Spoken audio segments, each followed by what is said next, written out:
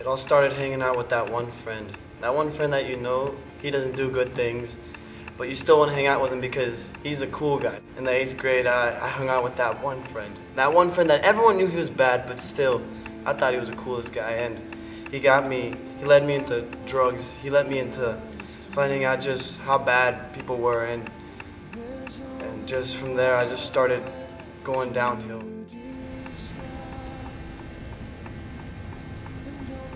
Nothing what else would matter but just having some kind of high, some kind of special high that you just wanted to have fun and then not remember it the next day. I started not caring about my family. I started just to hang out with a really bad crowd. I remember those times. I remember the times where I would go and seeing my friends just be horrible and just do horrible things, and I would follow along right after them. And it's sad. It's thinking about it now, how sad it was, seeing how lost they were and how lost I was in myself, how I thought that I was doing just a cool thing, not caring about school, getting really low grades in school as I started getting to my high school years, not caring completely about nothing, forgetting about my family, about my parents, how they loved me so much, and just starting to just get with the wrong crowd, with just those people that you know those people you sit in school with, the ones that sit there, maybe sleep during class, maybe the ones that you know they're doing bad things. Yeah, well, I was one of those guys, and just remembering how much my friends were in such a big influence in my life, and just seeing how lost I was the worst part about it. How I would sneak out of my house every other night to do some drugs with my friends, and then get back at home I don't know when, and wake up for school. And I couldn't stay up during any class. I remember walking through the halls of Hebron and looking at everybody with so much hate, hating everybody, hating how much they were succeeding in life and I wasn't. As I went on and put on a face for my parents that I'm okay, I'm literally okay, when I wasn't. Where they would ask me, "Are you okay, Julian?" And I was like, "Oh yeah, I'm fine." And I put on such a smiling face, and they would know that there was something wrong. And I remember one time, one of my friends came over, he called me, he said, "Hey, you wanna come and just hang out?" And I was like, "Yeah." My dad told me he's always been a guy who just follows Jesus. And he asked if he could pray for me, and I was like, "Sure." I knew of God. I didn't really care, but I was like, prayer wouldn't hurt me. And he prayed over me, and that moment was something different happened.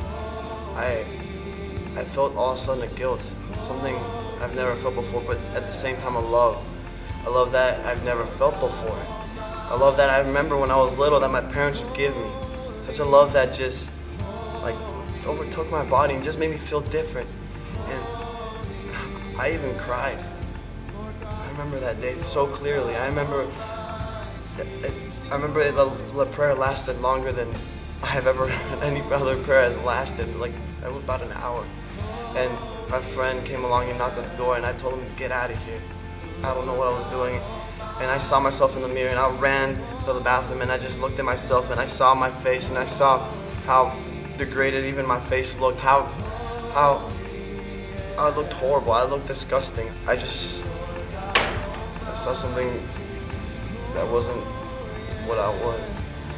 And the day that my dad, that prayer that my dad did, it opened up my heart to something new, to something amazing. I thank God for having my parents there, that they knew what I was going through, even though every single lie, every single thing I could ever said, they were still there for me.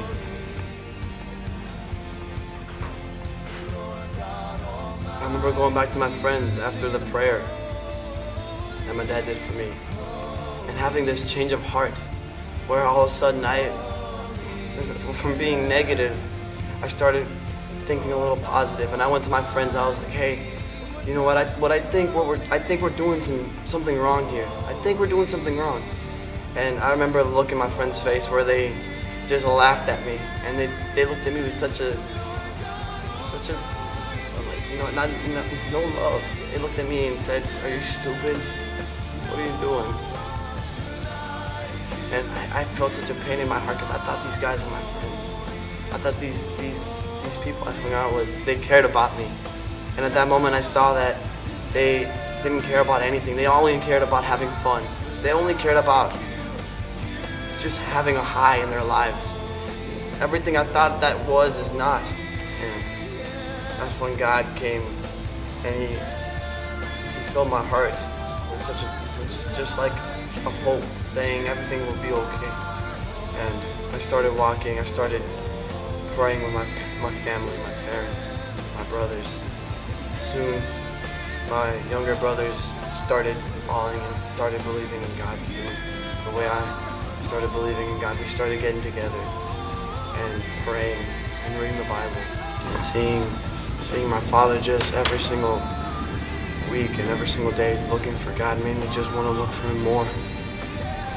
He became my role model. My father became the person I wanted to be like, because he looked for Jesus, and I wanted to look for Jesus too. If it wasn't for that one prayer, I don't know what I would be right now. I would probably be out of high school, dropped out, in some house, doing some drugs, getting high. God knows where. And thanks to the Lord and to how God used my father in that one single prayer, I started walking in the path of Jesus, and I started seeing how everything I was doing, what I thought was bringing me happiness, brought me just pain. God says that he will go after that one lost sheep and come back and leave the 99 and go after the one that's lost and bring him in. And he cared for me. I felt it every single second. And I see myself with a brighter future. He's my love. He's my number one love, and I just can't stop talking about him today. I'm Julian Gamboa, and I'm second.